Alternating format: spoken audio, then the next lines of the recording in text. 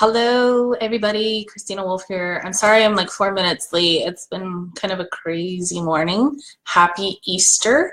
And thank you for joining me if you are at this special time to accommodate the holiday.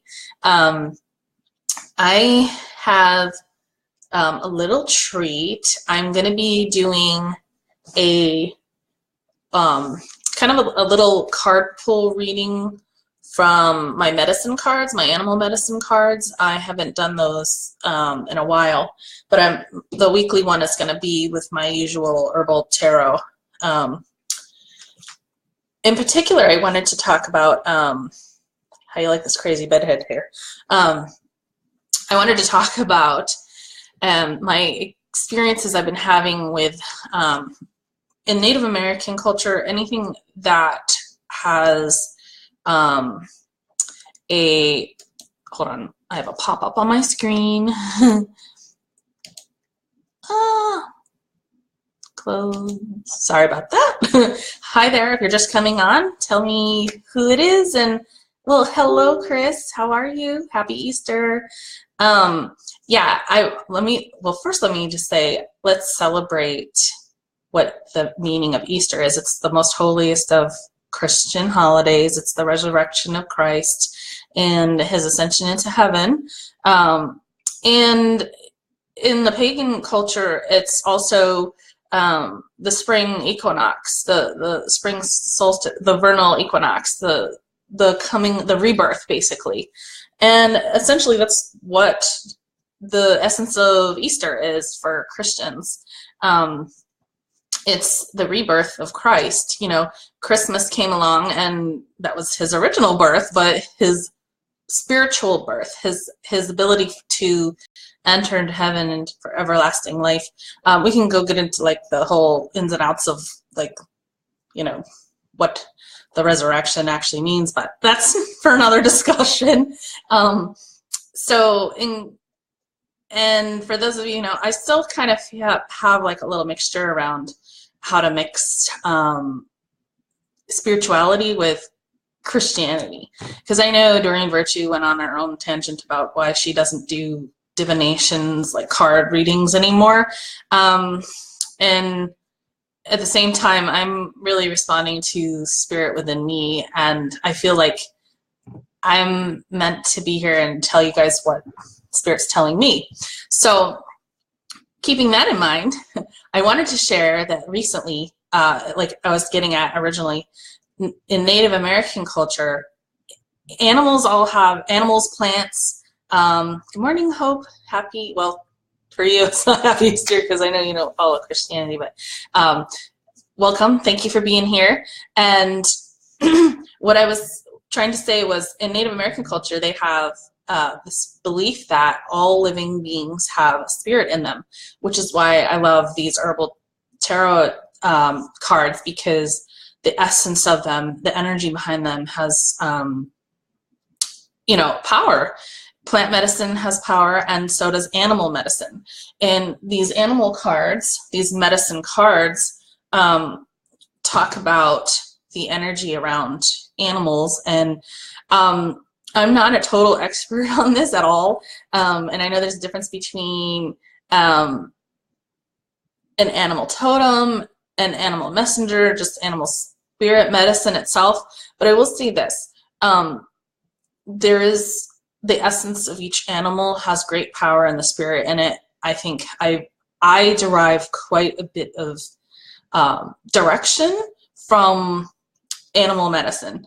And in particular, bird medicine really like talks to me lately. And for this weekend in particular, I've been getting a lot of, on my way home, down to get my boys, I saw hawks all over the place. Hawks and ravens and buzzards. And then when I got home, I saw a bunch of cranes or herons, also known as the stork. And so the birds have been talking to me quite a bit. And one of the things about hawk medicine, and the reason I'm bringing this up is because anytime I get a lot of bird medicine come into my life, I feel like they're for me huge messengers. Like they're pay attention, look here, everything relating to everything that's going on. And so for this week in particular, I feel like some really big energy.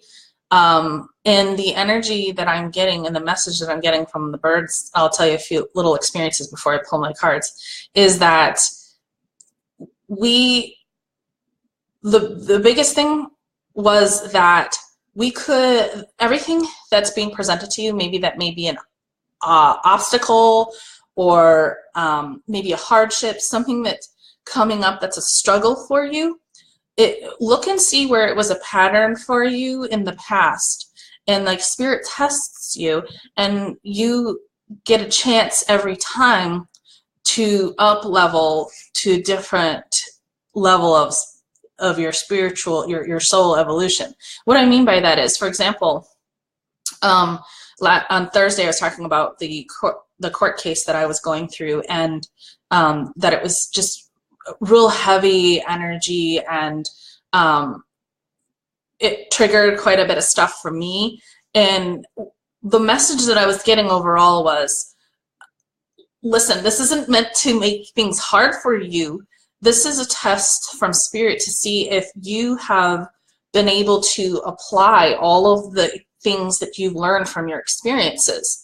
And that's kind of what I'm getting from like the hawk. The hawk is all about telling you about uncomfortable truths, but giving you the strength to be able to go back and look at uncomfortable truths with very focused eyes, very objective eyes, and to be able to, and the other thing that I wanted to get into was the crane medicine. And when I looked up what a crane or a heron was, and I was like, they've been popping up quite a bit for me.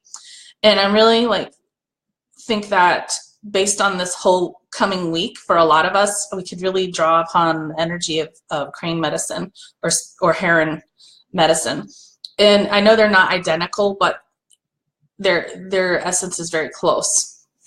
And what it is they, good morning, Christy. How are you? Thank you for being here. I really like, this made perfect sense to me. What crane medicine represents is the ability to stay grounded in your emotions. So cranes are very good at, they have little spindly legs, right, like a stork, and they have very spindly legs, but they're water animals, and water represents your emotions. And the essence of your emotions is in having little spindly legs in water. They're very powerful in the water. And what that represents is the ability to stay grounded in your emotions, and the ability to, a crane also is very self-possessed. If you see a crane or a heron like in the midst of, like, you know, standing in a pool of water, like a pond or whatnot, and there's like all kinds of activity going on around it, it has the ability to stay calm and centered. And really, it's that sense of self. The ability to, no matter what kind of chaos is going on around me, I have the ability to look at uncomfortable truths, my emotions, you know, or the current, the very powerful current of my emotions, and stay true to myself. So it has a lot to do with a strong sense of self. They're, like I said, they're very self-possessed. And when you see someone who has crane medicine, they're very strong in their sense of self. They're very grounded, and they're able to withstand their, you know, the tide of their emotions, and do it in a way that keeps them level-headed. And a perfect example, okay, this is why crane's showing up for me. Like, whenever my boys come to visit, it creates some conflict between my two older boys. It creates some conflict between my partner and them, because they don't necessarily get along. And so every time they come, I feel like this strain between the two. And crane medicine is one of those where you could draw upon when you're in the middle of some sort of either internal conflict or literal conflict where it's like, it doesn't matter what the pressures of other people around you or the pressures of like a huge triggering emotion that you're feeling has on you, as long as you can stay grounded and stay centered in it and not react and actually stay your own course, basically. So crane medicine is actually also, think about what are storks. Storks are they're the bringers of little children. So they've been associated with children and like protectors of children for, you know, forever. I don't know where it began. I'll have to look into that. But essentially when you think like, you know, little babies, who brings little babies? The stork, right? Well, it's really just that the essence of the crane or the stork is, or the heron, is that they're the deliverer of birth, rebirth. They're the sense of the new identity, a good sense of self, and a protector of children. And so for me, this is in particular, like when you're dealing with inner child or early childhood trauma, really, you can really draw on the crane, because the crane is there to represent you as the child and your ability to create a sense of self despite the chaos that's going on around you. So I really love that the crane was showing up for me, and of course it was like, of course it's showing up. Anyway, so I wanted to just sort of read a little bit about these cards, and this is just a little extra because of Easter. And for everyone who's on right now, Chris, Hope, and Christy, anyone else, let me know if you'd like a card, and I'll put you down and we'll get you my herbal cards. So that way I can plan for that.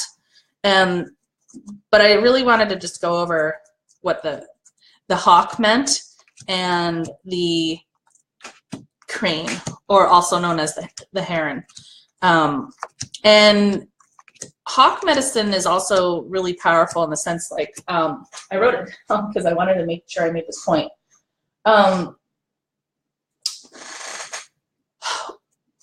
Again, I get this sense of like returning to events where you might have missed the mark in the past, and now you get to do like a do-over, and you are older, wiser. You may be right back where you were at the beginning, but it's not the same because you have different eyes and you have different strengths. And it's just a reminder to call upon all of the lessons that you learned. You didn't go through all this like quote pain and suffering for nothing. You went through it for a reason, to evolve your soul, to move you through what you needed to for your soul to grow and get to the next level of understanding. And okay, so Christy would like a card. Anybody else like a card? Let me know, and I'll be happy to pull one for you. Okay, so the medicine cards. Here's the blue heron. The blue heron, I've been seeing a lot of white herons, also known as, like I said, the crane. And let's see what that has to, the crane wants to tell us, according to the medicine cards. But I told you what my thoughts were on it. And mind you, when I think I'm going to try this. Okay, Charlotte would like a card. Okay, beautiful. In my shaman studies in our group, we did a shamanic journey where we met our animal totems for each chakra. And for me, the crane was in the second chakra, which is how we relate to other people. And I think I couldn't have thought of a more perfect place for how to remain strong in your sense of self, is when you're dealing with other people. And especially if you have that abandoned child wound where you're having issues with attachment, and because it's going to be pervasive for you if you until you heal it, that wound will cloud any other relationship that you have, especially with yourself. And because we'll give up all identity, right, just to chase an attachment because we're so scared of being left. But one of the great things about crane medicine, like I said, I really feel like it represents the inner child, the inner abandoned child, the wounded child. It's like the keeper of wounded children. It allows you to learn that no matter what, like, I'm actually pretty strong on my own. You draw on the essence of Crane medicine when you're doing this work that only you can do within. And really, like, when you're in these relationships with people and you're feeling like real needy, dependent, what Susan Anderson calls putting out your emotional suction cups. When you get like that, really call upon Crane medicine to allow you to remember who you are, get into this sense of self-possession, identity, remember that you're just fine on your own. And sometimes, for me, the blessing in disguise being abandoned was I learned how to be strong on my own. I learned how to be really strong in and of myself, where you realize I didn't really need that other person after all to be whole. And so I always reference Wayne Dyer. He said, you know what, if my father hadn't left me, I would have never learned the lesson of self-sufficiency, which was my gift to teach the world. And yeah, there's a lot to be said about self-sufficiency. Okay, so let's go into Crane medicine real quick. And this is, and I love how it's related to birth, because of course Easter is all about the rebirth of Christ, and ultimately your sense of self with God and how you feel about your connection to God. Okay, so as I'm looking for Crane, I need to find Blue Heron. Okay, 217. And how is everybody else today? I hope you're having an amazing Easter. So I have cards for Christy, Charlotte, and Hope. And let me know if anyone else would like one. Okay, so the Blue Heron, all about self-reflection, okay?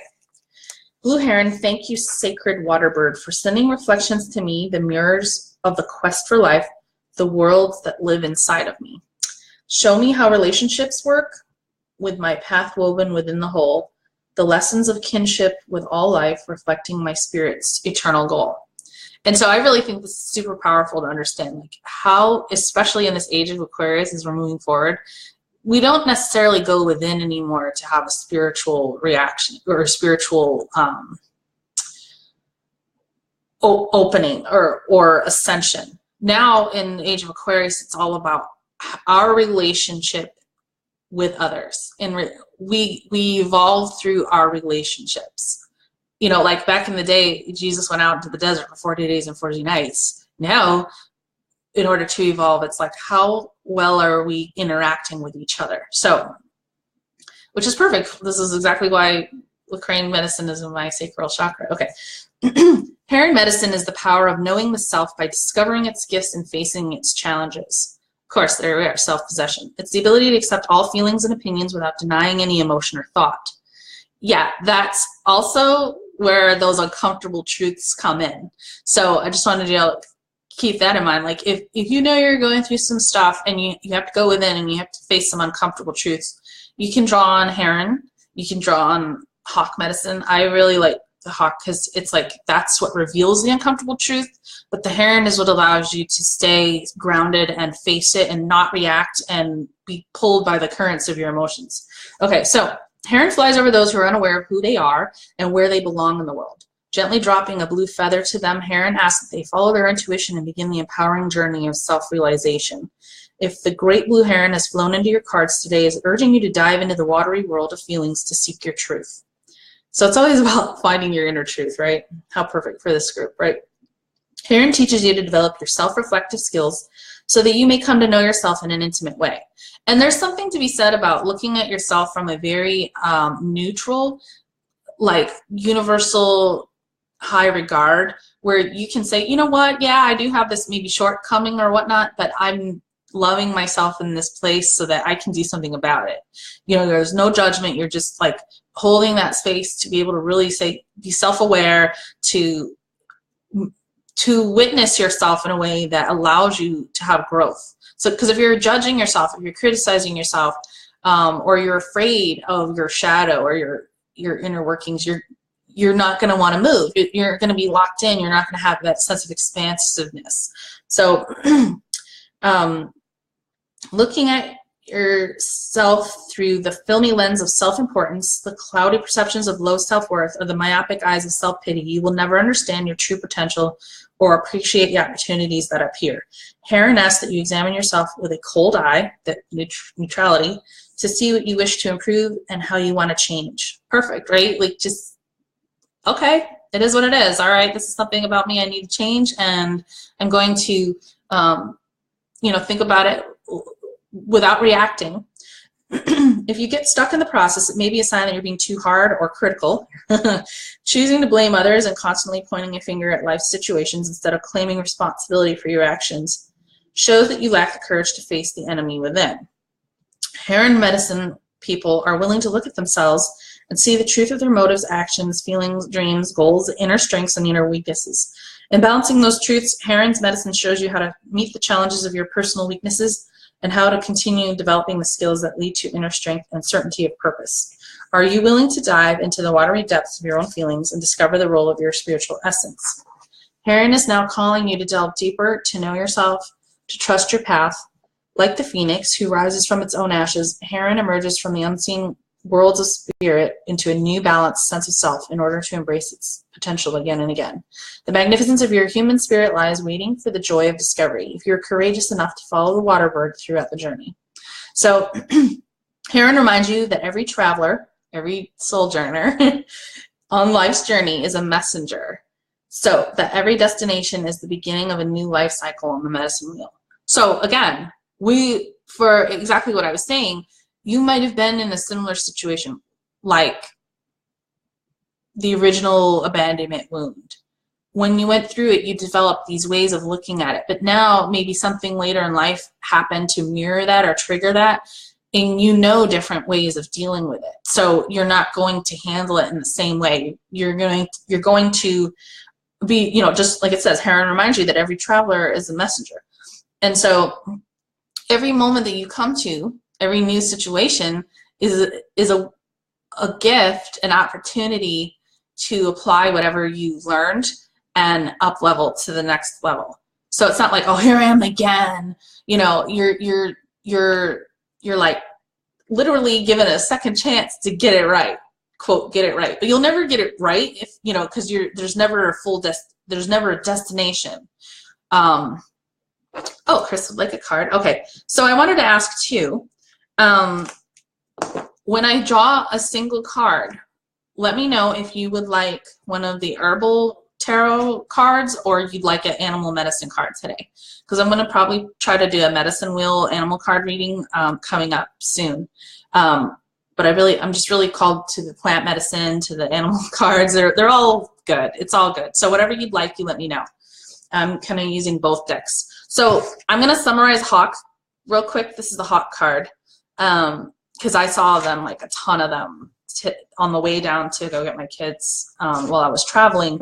And Hawk is, for many of us, we can see Hawk and they're a messenger card. And what I mean by messenger is they may not be the thing that the essence of your lifetime, and that's an animal totem. An animal totem is like you represent the energy of that animal. Like if you're a workhorse, the horse is your animal totem. You're very strong. You're very loyal. But you also have independent, you know, a need to run and be free. The Hawk for me is a messenger card. Like they come to me when I need to know specific things. And they're really good at that for many people. Okay, so Hawk is akin to Mercury, the messenger of the gods. Well, hello. Hawk medicine teaches you to be observant, to look at your surroundings, observe the obvious in everything that you do. Life is sending you signals. So yeah, Hawk comes to me whenever it's like, hey, there's something here for you, pay attention to this.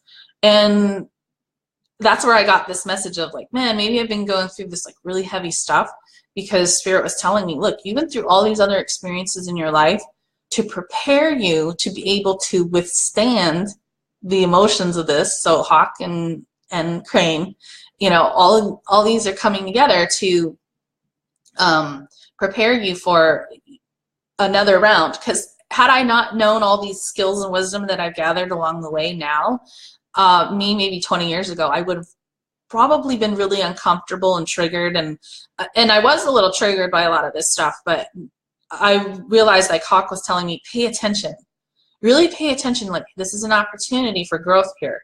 So life is the initiation.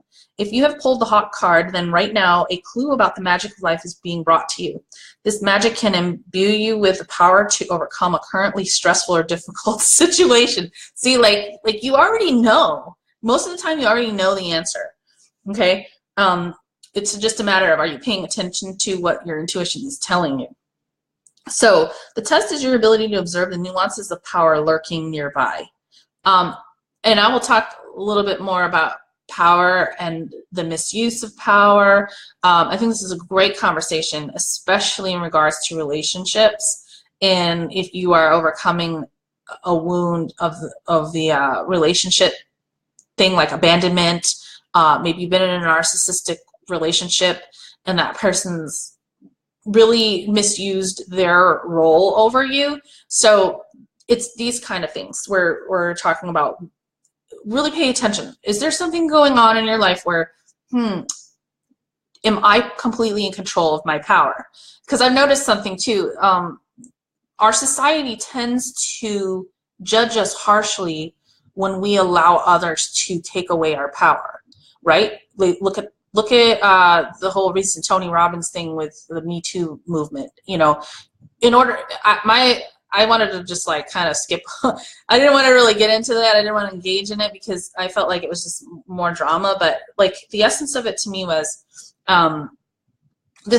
he was coming from his own perspective, and he was saying you don't need to be a victim in order to succeed in life. In fact, you can't live in that energy to be successful. But the fact is, you can't bypass the fact that many people were victimized by people who misused their power.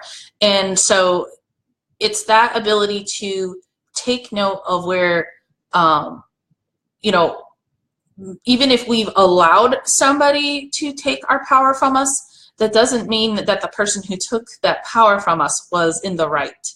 So, and we're just simply, I think we, as in like women and women who felt like they were exploited in some way, feel that there needs to be some acknowledgement there to be able to say, yes, I was victimized by this, but now, you know, it will come to light and you'll see this. And this is part of like the overall scope of like the energy that's going on around here in our culture. Like the wrongdoings in the past that were swept under the rug are all coming to the surface. This is just part of the collective unconscious, okay? But that's what we mean by misuse of power. This is a whole other conversation, right? This is, for me, this is like, we can get into the politics of stuff, but this is all the essence of good boundaries. This is the essence of managing our energy and really knowing where we're putting our energy. And that's when we're in control of our own power, right? So, okay, so Hawk really is all about like, where is the power? Is power the talent you have and are not using? So in other words, are you giving away your power? What situations are you giving away your power? Are solutions always hard to find because you've lost the broader vision of Hawk? Or is the Great Spirit displaying a gift that you need only to receive? Have the colors of the morning inspired you to create, or has the gloominess of a present situation left you earthbound, unable to hear the voice within? I really take this as, don't get stuck in, quote, victimhood, really, for lack of a better term. Like, pull back and look at the big picture, and Hawk will allow you to re-engage with your own power. You are only as powerful as your capacity to perceive, receive, and use your abilities. So pay attention. And I think what I'm getting out of that is, if you're being mindless and you're just giving away your power and you're not paying attention to where it's going, this is something to be mindful for, okay? What is called for here is an intuitive ability to discern the message carried within the cry of Hawk. When you hear that shrillness, especially when you're listening to like native flute music, the shrillness of Hawk's call pierces the state of unawareness. It's telling you, be aware. Be aware and beware. And ask you to seek the truth. Like, beware, like maybe there's some untruth going on here, something you're telling yourself or something somebody's telling you, and it's just like, this doesn't feel like truth to me. The ancients recognized this magnificent bird of prey as a messenger bringing tidings to their earthwalk, the good red road, from the world of the grandfathers and grandmothers who lived before them. I take this as the wisdom of our ancestors, telling, now, there's something going on here that you need to look at and pay attention to. If Hawk were to magically cry, it was a sign to beware or be aware. Hello. This could mark the coming of a warring tribe, the birth of a child, or the celebration of counting coup. Hawk's cry signaled the need for the beholder to heighten awareness and receive a message. So for me, I think my big message was, hey, you're going through this heavy stuff, but you need to be more self-possessed. You need to call upon all of the medicine that you've learned and utilize it. So Hawk medicine is a totem that is filled with responsibility because Hawk people see the overall view. Yes. So when you know better, you do better, right? Hawk is not like Mouse, who sees everything through a magnifying glass. Hawk medicine people are aware of omens, messages from the spirit, and the color of the calling card you gave them 3 months ago. No detail slips by them unnoticed. So when you say like hawk-like focus, the eagle eye, think of that big bird of prey. If Hawk has circled and landed in your card spread, you're to be aware of signals in your life. So notice and receive them. So in other words, don't just go through like blindly, like, okay, well, I saw all the signs and then I just completely ignored it. And then, wow, I'm just, don't know why this is going on right now. No, there were signs given to you, red flags. Pay attention to red flags. Hawk may be teaching you to grab an opportunity, which is coming your way.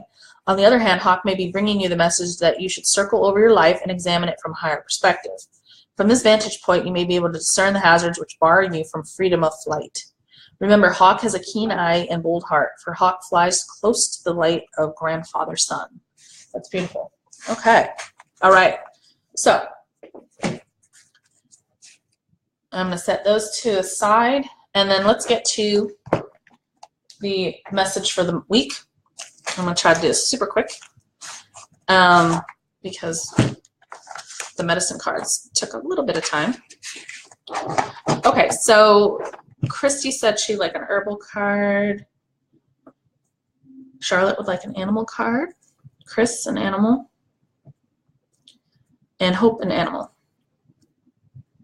Okay, perfect. They're all earth medicine. All beautiful. I'm going to take a sip of water here. Thanks for joining me today. By the way, I'm always appreciative to have you guys part of my tribe.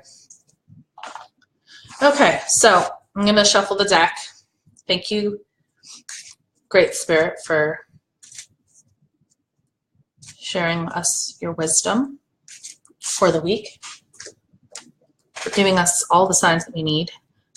We invited in all the four winds, the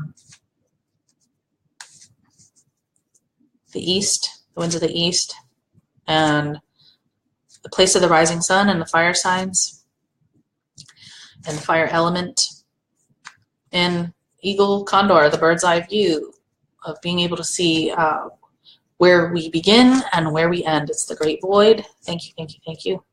I'd like to invite in the winds of the south, the earth element.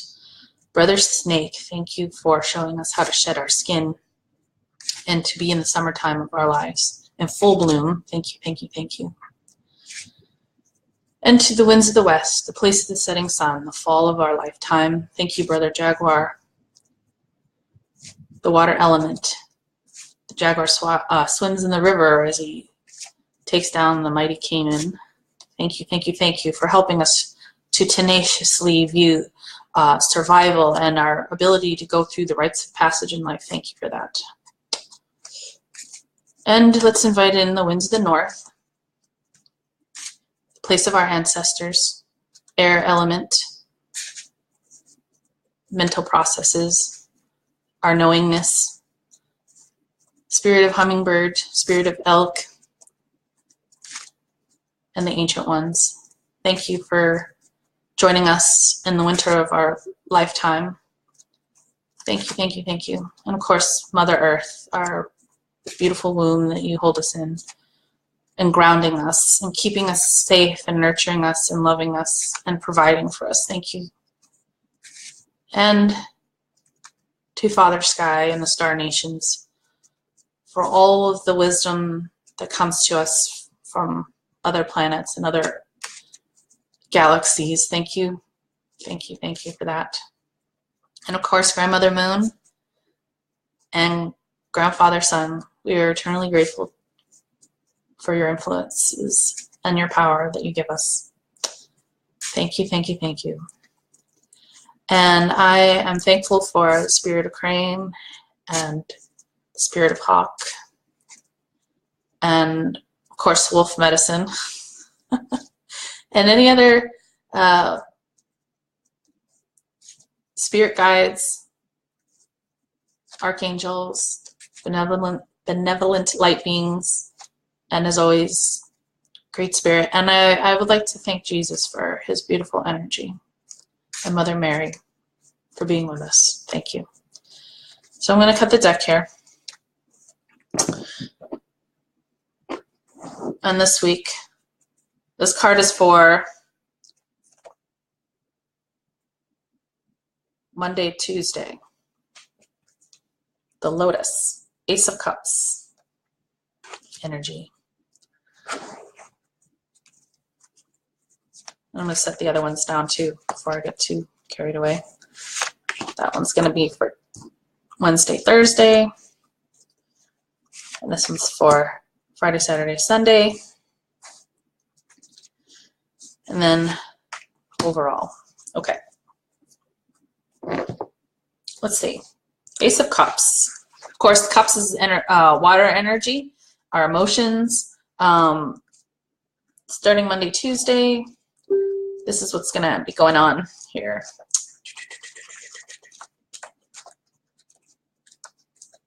Okay. How very much like Mercury retrograde, I can't find my spot. Thanks for your patience. Okay. Ace of Cups. The lotus. What is the lotus? The lotus is that wonderful flower that grows out of mud. You know, we think like just, to me, it's kind of like making lemons out of lemonade. The ability to find beauty in total mess. And the lotus is just a beautiful representation of beauty and hardship. A chalice overflowing with divine love offered by the hand of the Great Spirit is greeted by the dove of peace. The lotus, symbol of divine love, inner peace, and enlightenment, blooms upon the peaceful sea of the mind. So what I'm saying is, like, maybe you've had some hardships, you know, and if I apply it to my stuff, you know, there's beauty in hardship. There's beauty in going through some difficult things and knowing that afterward you can draw the wisdom from it, and it's really for your greater good. So listening to and following the heart's wisdom is the focal point of the Ace of Cups. When we listen to our heart's song, we can know our true hopes and desires. The heart is the middle path between our thoughts and our unconscious demands. It knows without having to figure it out. So really, intuition's gonna play a big part for you. Really, you know, heed the counsel of your own heart, for no one is more faithful to you than it is. So when we move to the heart's path, we find deeper inner peace and divine grace bestowed upon us. That sense of self, that crane self-possession.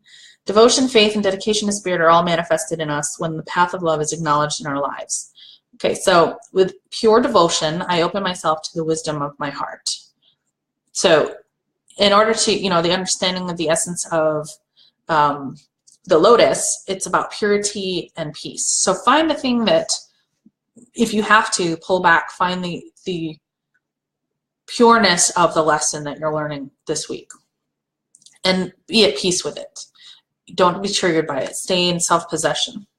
The lotus grows in shallow ponds and lakes, its roots extending into the mud where, in the darkness and murkiness, it is nurtured by the earth. So as it reaches for the light above, it emerges and blossoms into a glorious exaltation of life. So sometimes we really grow from the places that wounded us in a way. Ultimately, that is the essence of it. So if you need to find peace and beauty in hardship, draw on the lotus, okay? So that's going to be for Monday, Tuesday. Let's see. For Wednesday, Thursday. Strength. Oh, that's perfect. Okay. You can't really see, it's really small letters, but the herb related to the strength is cayenne, okay? Strength is a major arcana, of course, related to our major energy patterns in our lives. So by using the strength of love, the woman is able to push over the blockages and resistance she encounters within herself and in her life. So if you're feeling a reoccurrence of some dysfunctional energetic patterns in your life, this gives you the ability to, one, be aware of it, two, get through it in a different way, and like hawk medicine, allow you to come at it from a different angle, okay? You know, in a wiser way, right? Leo, the ruler of this card, is a sign of fiery self-expression. The woman wears a cape symbolizing this energy, and the purple dress represents her inner wisdom, which guides her to use her strength in a wise way. So I'm gonna put a video up of Kai Pacha's Pele report, and he was talking about this week, that energy of like, oh, I'm feeling really indignant and like angry inside, and yet I know that maybe perhaps flying off the handle isn't going to be the wisest way to manage my energy. And he has this really powerful way of processing anger. And Leo is ruled by the lion, and in his video, he has this great yogic exercise called lion pause, and it shows you how to like move this like kind of fiery, like pissed off energy out of your body. And I thought it was really great. So I think I'll put it in the comments here, and you can call upon that. If, you know, during this week that you're feeling that, like, man, like, just, I'm so irritated, and yet it's not the wise thing to do to lose your shit, basically. This helps you manage your energy. Because at the end of the day, you're going to feel wiser for it. Like, I didn't lose my mind. I had self-control. This is great. So the Chariot, from the Chariot, she, the Strength card, has learned how to be clear as to what her true desires are and can now direct and control them as opposed to them controlling her. She knows that she cannot employ opposing brute force to manifest her goals. So in other words, you may have a lot of anger and it may be justified, but you won't get anywhere just being forceful and aggressive, okay? Strength's internal fires and the healing heart energy are her tools. With the help of the infinite, as symbolized by her figure-8 hat, she knows the path she must take to manifest clearly her creative images. So cayenne pepper is an herb whose spicy, fiery nature is both stimulating and rallying to the inner resources of power so that one can overcome internal stagnation, blockages, and fear. It has the capacity to open the heart center while allowing one to remain in control of it. So call upon cayenne. You can put it in a little pouch and feel its warm ethereal energy fill your being. Visualize heat and fire rising up in you and warming your heart. The herbal essence may be taken during the day when the sun is high. You can take it in capsule form as well. For those of you who have like, okay, this is a perfect example. When I think about cayenne pepper, most people think, oh, it's going to irritate you, right? Well, it actually has the opposite effect on your stomach lining. So if you are having indigestion or whatnot, they say take cayenne pepper. It will give you like a, it stimulates the mucus inside the lining of your intestines, and so it protects you. It gives you a coating so that you are able to, quote, stomach what's going on. So if you're feeling like really angry about something and it's burning you and it's pissing you off, call on the essence of cayenne to sort of create a internal shield, if you will. Like if you have too much going on, too much anger, and you know that you feel is detrimental to your health, call on the essence of cayenne to say, don't let it burn me, help me to process this, help me to stomach it, help me to get through it, okay? I affirm the strength of my heart. My power is one with divine spirit. Okay, so some stuff's going to go on this week, but you're going to be strong about it. You're going to be able to get through it, and you're going to be able to stomach it. So call on some cayenne pepper here to really help you through it. So 2 of Pentacles. This is for Friday, Saturday, Sunday. I don't know if you can see that here. A little close. Yellow dock. That is the herb for Friday, Saturday, Sunday. Yellow dock. And Pentacles is, of course, the earth element. So yeah, I'm getting this feeling like you had some overflowing feelings going on in the middle of the week, pissed you off, and then you learned how to process it, and then towards the end of the week, you're going to need to practice some grounding. And make sure you practice it, because we tend to let ourselves get you know, at the mercy of our feelings, and then don't process it or move it out of us, like the energy out of us, that practicing the energy hygiene. So 2 of Pentacles. An islander is dancing on the beach with a lemniscate, symbol of infinity. Her pink gown speaks of her compassion, and the ankh around her neck shows her connection to ever-abounding spirit. The boats in the background move with the flow of the water and the air. They know how to take advantage of shifts and changes in order to realize continually a new balance. So yeah, like, you might have gone through this powerful event for the week, but let it move through you. Don't let it stay stuck and stagnant in you.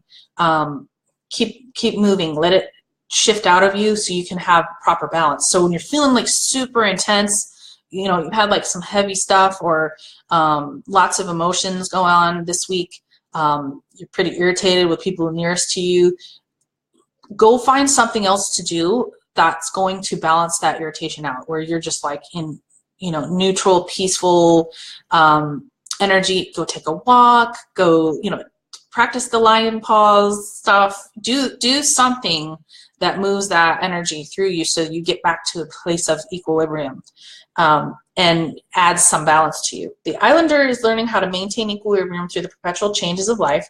She knows that through these changes, she will be able to have more of herself revealed. Yeah, because you're always in a state of heightened irritation or anger or being triggered.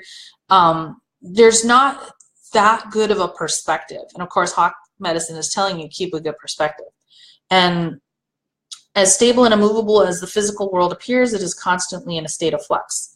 Yes, absolutely. That's what astrology is. It's all about the patterns of cycles. And that's pretty much what our life is. Like I said, if you find yourself coming around full circle to something that you were, you know, I thought I'd been through this crap, but you can go through it in a different way this time. So just as the ocean moves all the greenery and sand on the ocean floor, so does the wind, rain, sun, moon. Our thoughts and actions change and move the world within which we live. So whatever thoughts that you're having about what's going on, if it seems like a similar situation, you can have a different outcome. And the islander knows that it's important to let go internally and externally those things no longer needed. So weakness and stagnation will result from not using the opportunities that life presents. So spiritually, Yellow Dock will help to free inner reserves of strength and fortitude. So there's some work going on this week that's going to require some inner strength and fortitude. And I would say that call on Crane Medicine to do that work on your own. Don't get too tangled up in needing other people's approval, opinions. In fact, maybe their influences over you needs to be limited this week. Maybe take some time to go within and avoid needing contact with others. Because sometimes the only way we get through this stuff is to work through it internally, even if it's relating to how you're relating to other people. For those who are afraid of change and are stuck in old conditions, it will help clear out some of the old sludge and rebuild a stronger inner self who is not afraid of dancing with life, sometimes dancing alone. So just as this famous Zorba did even during the most harrowing experiences of his existence. I'm curious about Zorba.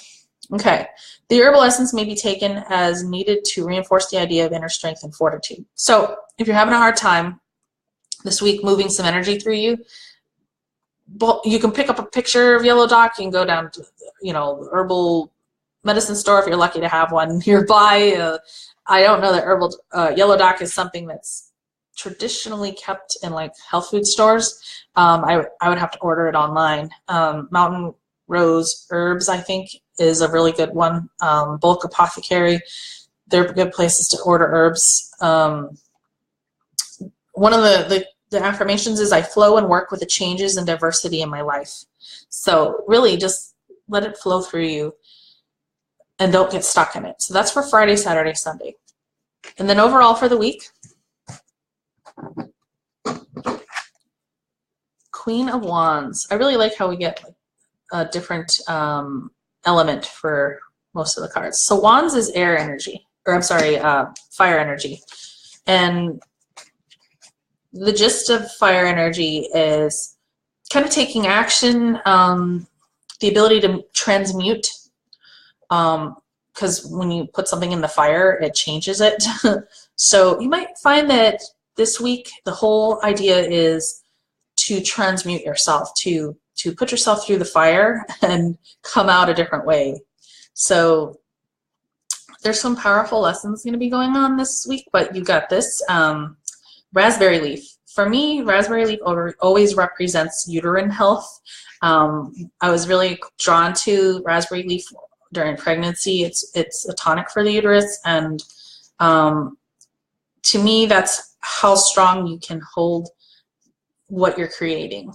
How strong you think you can withstand the energy of the things that are going on and hold space. Because what is the uterus? The uterus is like a womb, a place to hold that what you're creating, right? And how strong are you in that? Raspberry leaf will help you with that.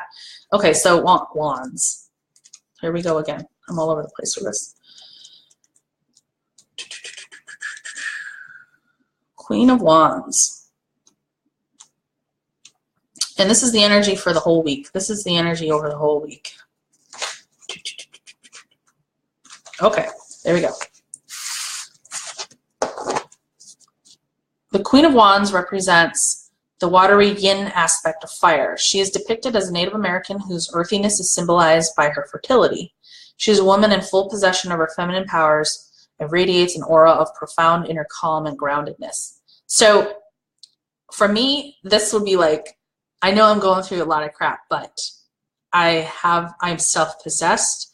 I have a lot of wisdom and tools that I draw upon. I'm an older, wiser version of myself, and I'm in full possession of where my energy is going. So that sounds like a pretty good week, actually. The Queen may have a tendency to allow herself to become inundated and overwhelmed with practical matters. She can find deeper satisfaction and rewards if she remembers to cultivate and maintain her innate feminine intuitive powers. That's also, to me, a way of saying allow others to do for you. Okay, allow yourself to receive, allow yourself to let certain little practical things be taken care of elsewhere, and believe that you're going to be supported. And this can be super hard for a lot of us. So she may also need to make more time for shared intimacy and for allowing the inner child to emerge in a playful way. Yeah, definitely. If you're in total mother mode and you're like always doing, you are not going to be able to receive from other people. This is kind of reminding us we need to do that. So raspberry leaf helps one tune into the child within and allows natural enthusiasm for life to be manifested. It will soften the heart and allow for greater receptivity, like receptive mode, receiving from others, and intuition. So the raspberry has many uses that are considered beneficial to women. The fruit is used as a blood tonic and helps nourish the female reproductive system. I love raspberry tea. You can, if you want to have like supreme womb health, eat lots of raspberries. It also helps to one moment, please. My phone is ringing. I'm doing hold on. I'm being distracted here. Let me finish up with this. The raspberry leaf is also really good for, like I said, being a blood tonic. It's help with your menses, to prepare the womb for childbirth. That's the biggest thing that I remember it for, is remembering that it's good for strengthening the womb. And what I was going to say is that it's really good if you have fibroids, for reducing fibroids in the womb.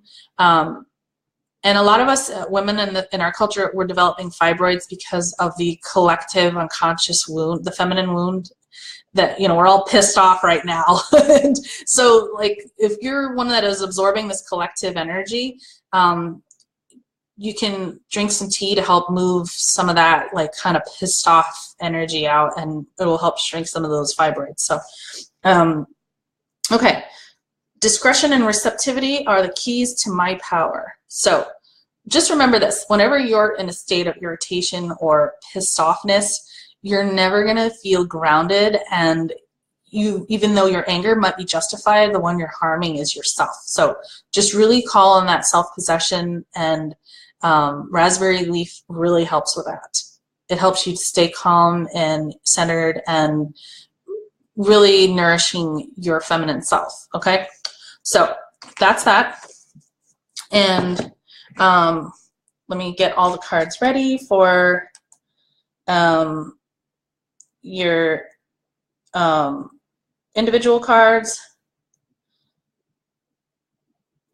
And I'm sorry, I'm getting distracted here. My guy is coming home late from work today because they got involved in a shooting. So let's just pray for everybody involved there. So police work never ends.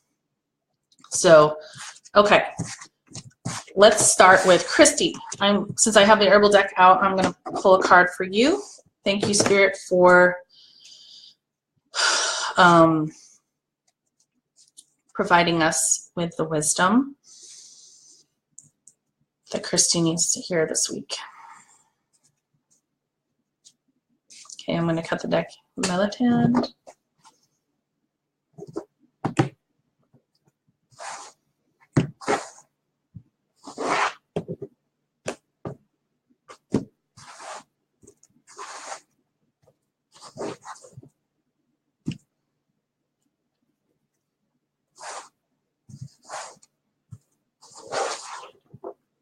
Okay. The High Priestess. Peony. Let's see what this says.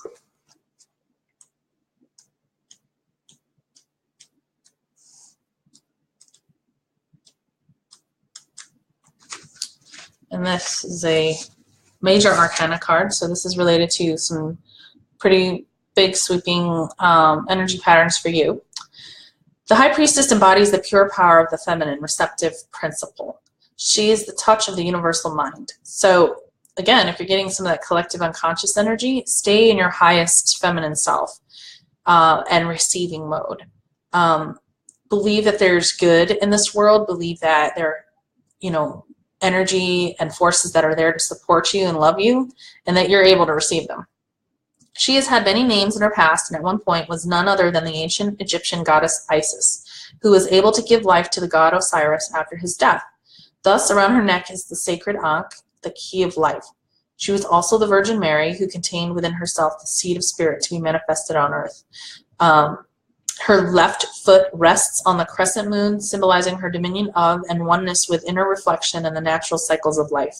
Enthroned between the two pillars of light and dark, she is in a state of silent equilibrium. So I think this is like really reinforcing everything we talked about for this week. Really the embodiment of the highest feminine good and the strengths that we have to just withstand our internal machinations, for lack of a better term, really go within and be able to withstand the currents of our emotions and do them at the highest good, okay? So her left foot rests on the crescent moon, symbolizing her dominion of and oneness within her reflection in the natural cycles of life. So basically, the veil over her eyes, she is mute, looking within to the subconscious, and in other words, to the consciousness that resides behind all other outer manifestations. She knows there is uniting consciousness behind all aspects of life. The blue color of her garment and the clouds in the sky are indicative of the watery element over which she reigns. Water is a source of life in that it contains all the thoughts and substances needed for life's expression. Through our own inner high priestess, we are able to tap into our potential creativity and are able to understand how all aspects of our life are united. So again, this is a good way for you to stay in that energy of how am I tying in all of my experiences at this point? And am I staying in my highest feminine good? Carrying a piece of the peony root in a pouch will remind the wearer to be in tune with their inner knowing. So really just stay in that inner knowing place. And the affirmation is, I open my heart to the answers that lie within me. I see the perfection and unity of all things. And that was for Christy. So I'm going to set these herbal cards aside. Thank you, Spirit, for that. And the rest of you guys asked for the animal medicine cards. And I will be happy to draw on those for you.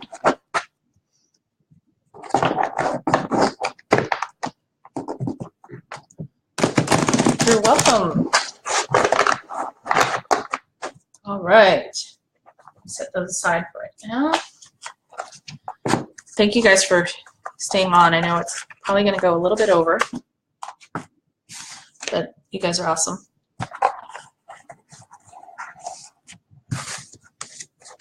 And hope you have lots of beautiful plans this week. And especially if it's, you know, we're getting together with family. Remember, family is a wonderful way to trigger us and just call upon all the energy that we talked about today to stay grounded, to stay in our highest self. And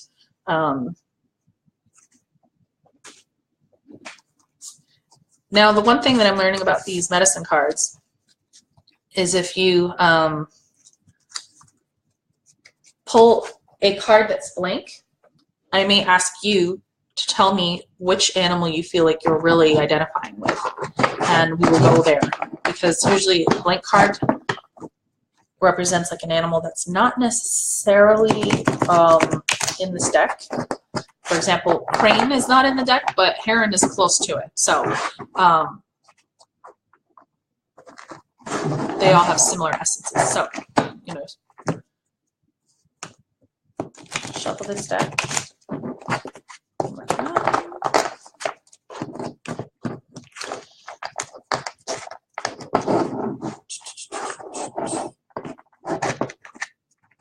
3 times. This table's really loud, isn't it? Okay. And now this is for Charlotte. I'm going to cut the deck 3 times.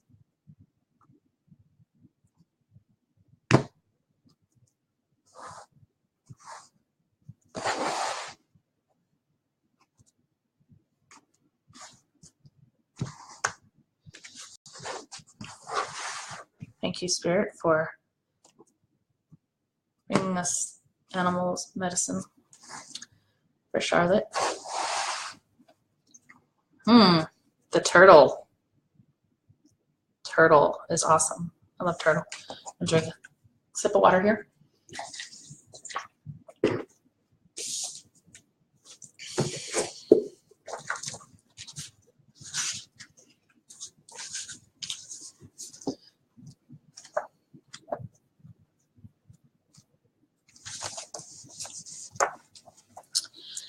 Yes. In Native American teachings, turtle is the oldest symbol for planet Earth. You ever heard of the phrase Turtle Island?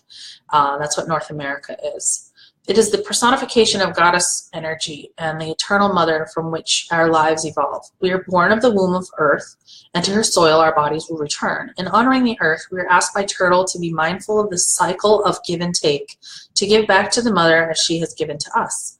Turtle has a shell which is similar to the protection that Earth has employed for centuries as her body has been defiled.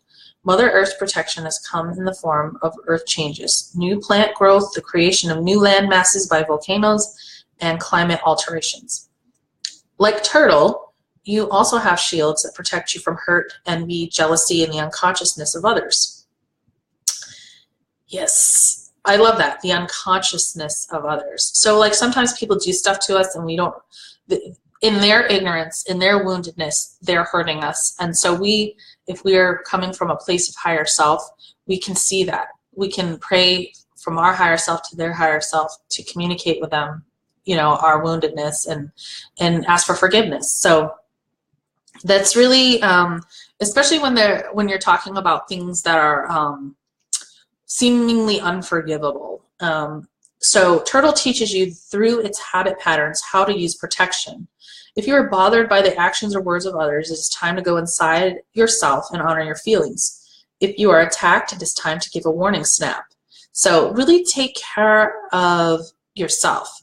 Turtle is also saying it's okay to protect yourself. You know, I think there's a lot of victim shaming lately going on. Like, it's like, oh, you're just being sensitive and whatever. You're absolutely within every right and entitled to protect yourself. So just remember that. Keep that in mind.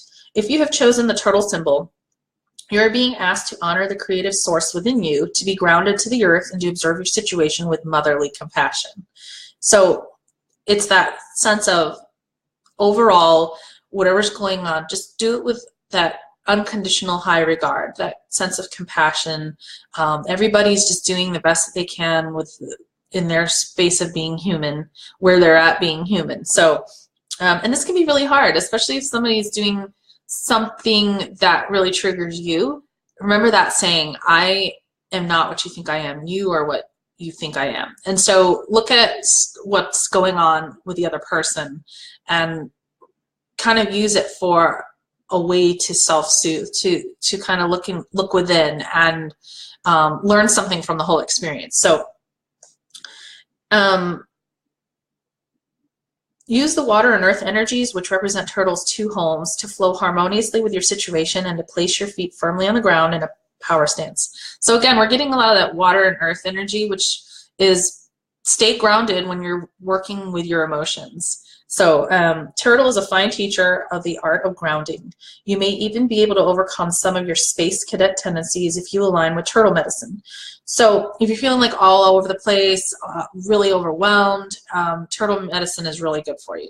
Shield yourself from other people's chaotic energy and stay grounded. This is a great animal to call upon for that sense of, you know, and if you need to, pull your head in and stay in your shell and enjoy the comfort that you've provided for yourself.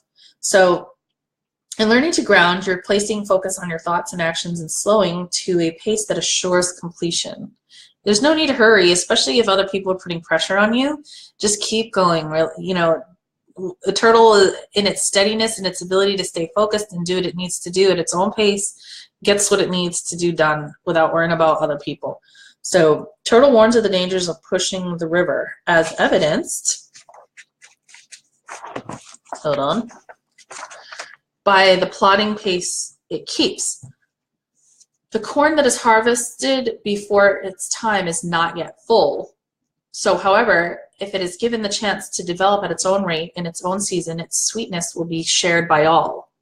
Oh, totally getting the message here, like, let things unfold. Don't rush things. Turtle buries its thoughts like its eggs in the sand and allows the sun to hatch the little ones. So in other words, also learning to let go.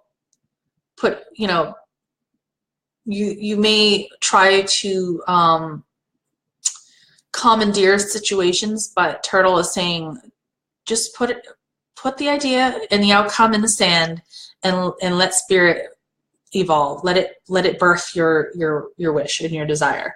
So look at the old fable of the tortoise and the hare and decide for yourself whether or not you would like to align with Turtle. Bigger, stronger, and faster are not always the best ways to get to a goal. When you arrive, you may be asked where you've been, and you may not be able to remember. In that case, arriving prematurely can make you feel very immature. So Turtle's really one of the wise ones. If you draw the Turtle card, it augurs a time of connecting with the power of Earth and the Mother Goddess within. This is a reminder of the ally you have in Mother Earth. It does not matter what situation you've created. Ask for her assistance and abundance will follow. So, love Turtle. Awesome. That was for Charlotte. Okay. Now let's do the card for hope. Thank you guys for staying over. I know we're going over today. Thank you, Spirit, for sharing with us wisdom for hope.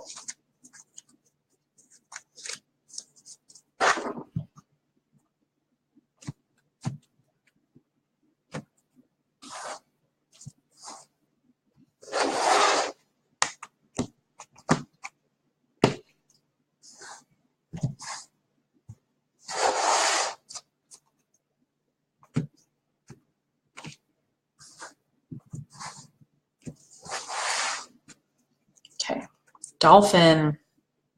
Dolphin. This is a card for hope.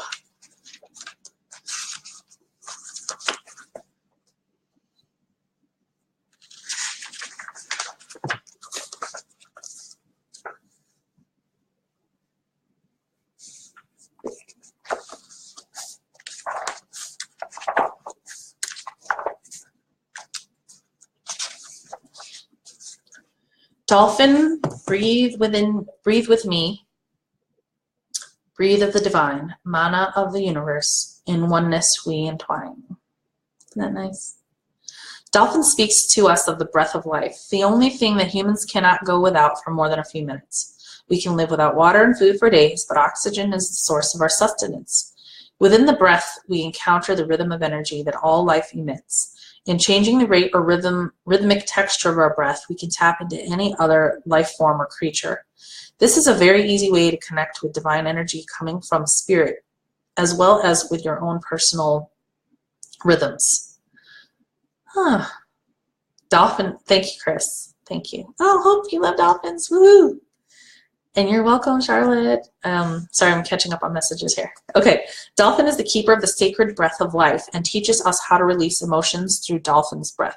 So remember this weekend when you're needing to, this coming weekend, when you're needing to ground yourself and have that sense of equilibrium, at the very basic level, breathing is that essence of energetic hygiene. Breathing in, breathing out. You know, and how much we allow ourselves to breathe in. And if we're holding our breath, how much are we keeping ourselves staying stuck? So it's very symbolic of the ability to receive and let go. So dolphin creates rhythm swimming through the water and breathing before submerging, then holding its breath for the duration of underwater travel. As dolphin comes above water again, it blows its breath out in a manner resembling the popping of a cork. We can use the same technique to pull the stopper on our tensions and create total relaxation. This is a good exercise to use before entering the silence. So I kind of think, think about this. When you submerge in the water, you're submerging in your emotions. In a way, dolphin's also teaching us to sort of hold our breath, don't have a reaction, just sort of go down within, holding our breath. And then afterward, when we get up, we can let go of all of our thoughts and feelings.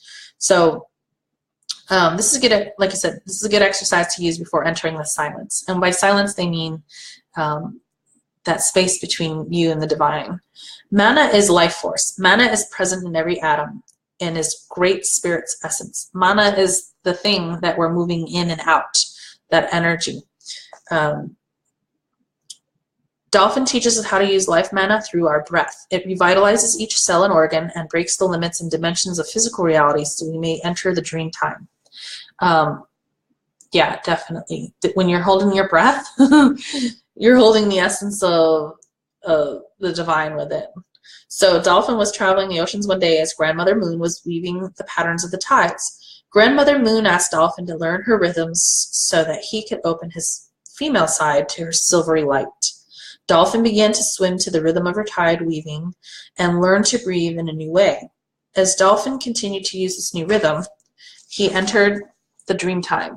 This reality was a new and different place from the seas he had known.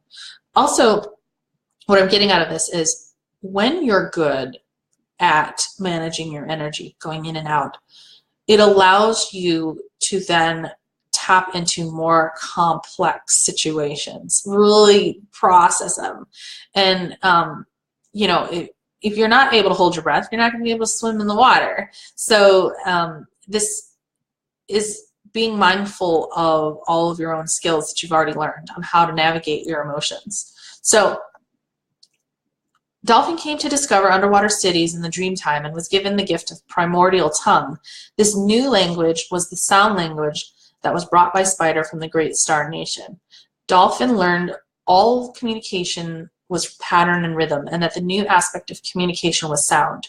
He carries this original pattern to this day. Also, sound therapy, like that sonar, like dolphins mastered that before we did with submarines. Dolphins and other sea mammals like the whales. This is just really reminding you sound therapy can be very therapeutic.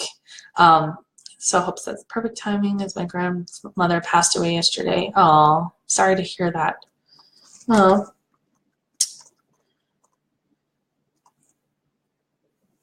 So Dolphin returned to the ocean of the Great Mother and was very sad until Whale came by and told Dolphin that he could return to be a messenger to the Dreamtime dwellers anytime he felt the rhythm and used the breath.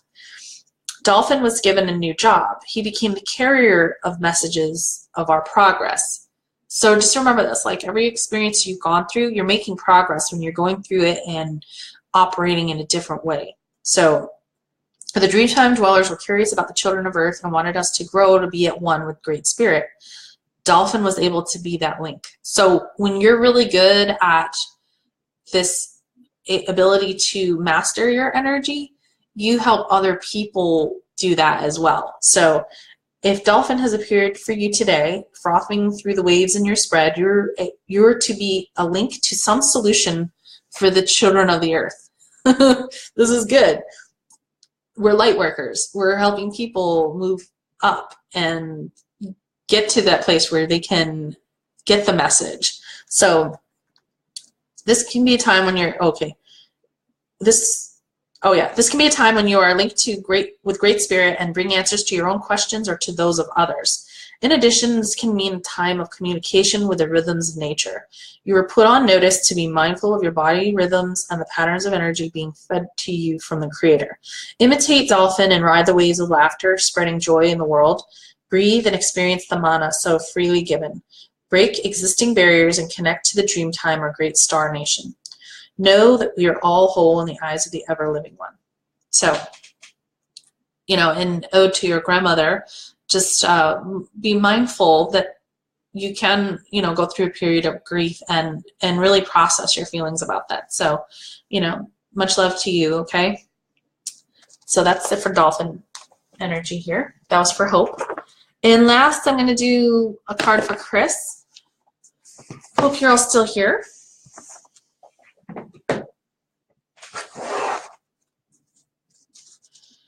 Thank you, Spirit, for giving us wisdom for Chris.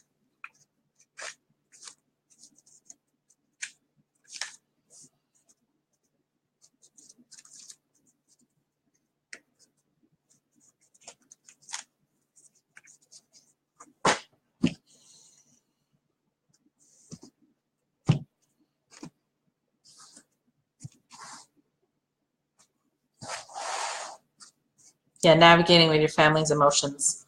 Absolutely. Like, family can be such joy, and they can bring such chaos. I've had to work hard to enjoy the intimacy of family.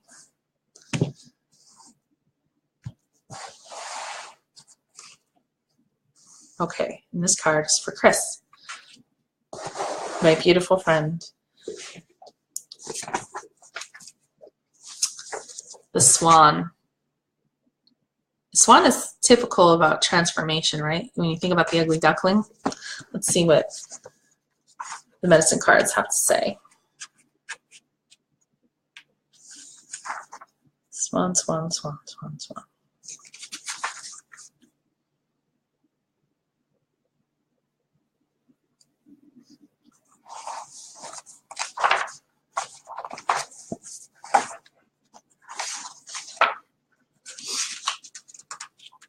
Hugs to you.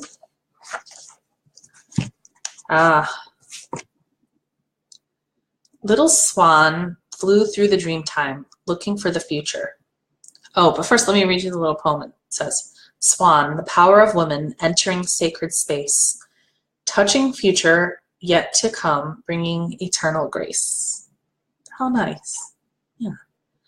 So little swan flew through the dreamtime, looking for the future. She rested for a moment in the coolness of the pond, looking for a way to find an entry point to the future. This was a moment of confusion for Swan, as she knew that she had happened into the dreamtime by accident. That was her first flight alone, and she was a bit concerned by the Dreamtime landscape. As Swan looked high above Sacred Mountain, she saw the biggest swirling black hole she had ever seen. Dragonfly came flying by, and Swan stopped him to ask about the black hole. Dragonfly said, "Swan, that is the doorway to the other planes of imagination. I have been guardian of the illusion for many, many moons. If you want to enter there, you would have to ask permission and earn the right." Swan was not so sure that she wanted to enter the black hole. She asked Dragonfly what was necessary for her to earn entry. Dragonfly replied, "You must be willing to accept whatever the future holds as it is presented, without trying to change Great Spirit's plan." So this is like huge. This is like a throat chakra thing. The fifth chakra, all about surrendering to divine will. And so Swan is like, in particular, the essence of being able to surrender to what is in the future, no matter what it is, even if it's like, you know, like Carolyn May says in her book, the goal of the throat chakra is surrendering to divine will, but most of us say, you know, tell me what I need to know as long as it's not bad news, right? But that's not the point. Even if it's bad news, you go, okay, I can deal with this, and I surrender to God's will. I know that there's some higher purpose here, that everything is for a good reason. So not that necessarily everything's going to be bad, but you just know, good or bad, I surrender to it, and I know Spirit's going to carry me through it. So that kind of rhymed too. Anyways, Swan looked at her ugly little duckling body and then answered, "I will be happy to abide by Great Spirit's plan. I won't fight the currents of the black hole. I will surrender to the flow of the spiral and trust what I am shown." Dragonfly was very happy with Swan's answer and began to spin the magic to break the pond's illusion. Suddenly, Swan was engulfed by a whirlpool in the center of the pond. Swan reappeared many days later, but now she was graceful and white and long-necked. Dragonfly was stunned. "Swan, what happened to you?" he exclaimed. Swan smiled and said, "Dragonfly, I learned to surrender my body to the power of Great Spirit and was taken to where the future lives. I saw many wonders high on Sacred Mountain, and because of my faith and my acceptance, I have been changed. I have learned to accept the state of grace." Dragonfly was very happy for Swan. Swan told Dragonfly many of the wonders beyond the illusion. Through her healing and her acceptance of the state of grace, she was given the right to enter the Dreamtime. So it is that we learn to surrender to the grace of the rhythm of the universe and slip from our physical bodies into the Dreamtime. So definitely, even though what you think is going on may be like on the surface of the pond, underneath, when you surrender to it, there's great beauty for you there. So, and in the surrendering is what brings the beauty, right? Swan medicine teaches us to be at one with all planes of consciousness and to trust in Great Spirit's protection. If you pulled Swan, it ushers in a time of altered states of awareness. I'm also thinking that you could really use the power of meditation and shamanic journey. There's a lot of wisdom for you there. It's really saying trust in your subconscious, trust in your intuition, trust in what's there for you, and to utilize these tools. Prayer, meditation, the journeying, allow this wisdom and this information to come to you in these ways, especially if you're really busy and prone to being in this 3D world. The Swan card is telling you to accept your ability to know what lies ahead. If you are resisting your self-transformation, relax. It will be easier if you go with the flow. Stop denying that you know who is calling when the phone rings. Pay attention to your hunches and your gut knowledge, and honor your female intuitive side. Oh, that's really good. Awesome. Yes, it is like the story of the ugly duckling.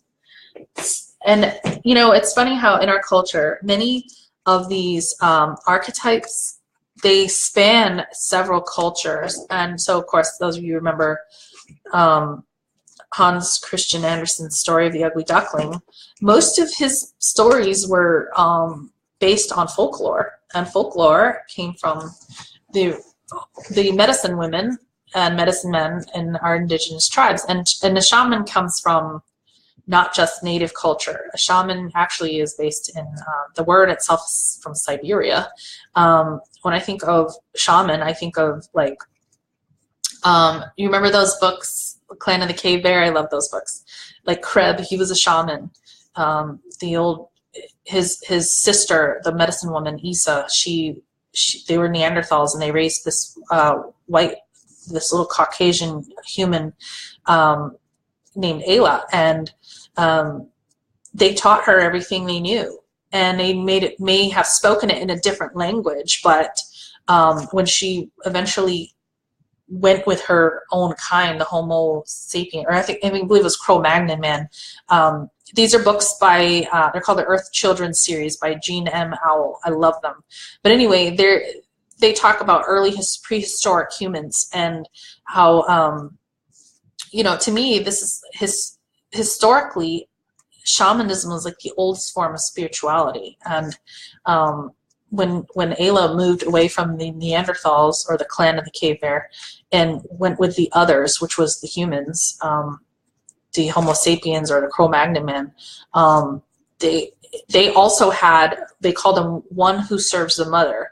And so all of these stories, these folk tales, this folklore, they're passed down, and they become pervasive throughout our humanity. And so the essence of swan, the essence of, you know, dolphin, turtle, all these other animals, we could see the energy that they brought, and it becomes pervasive regardless of which culture you're learning it in. So all that said, and including, you know, Christianity, the essence of the Lamb of God, the energy behind these animals, what a sacrificial lamb. Think about the symbology of all of that. So I hope you guys enjoy your day with family, and thank you for being here. I'm going to go enjoy time with friends and family myself, and I will see you guys Thursday. And I'm considering, let me know if you would like me to move these to Zoom, where you can all get on there together with me, be more interactive, and then we can just post the recording here in the Facebook Live. So you let me know, okay? And also, if you're not opposed, I'm considering publishing these on YouTube so that other people can get them for the week, who aren't necessarily in this group. If you're opposed to that, they will not be able to see your comments. They will not be able to see who you are. I may just mention you by your first name as I'm pulling the card. You let me know if you're okay with that. If not, I'm going to consider doing the weekly card reading separately, like I was talking about, and then just doing posting just that weekly card reading on YouTube. And then we can do the private card pull party. So whatever y'all are comfortable with, let me know. Happy Easter, and I love you guys. Thank you so much for being here, and bye for now.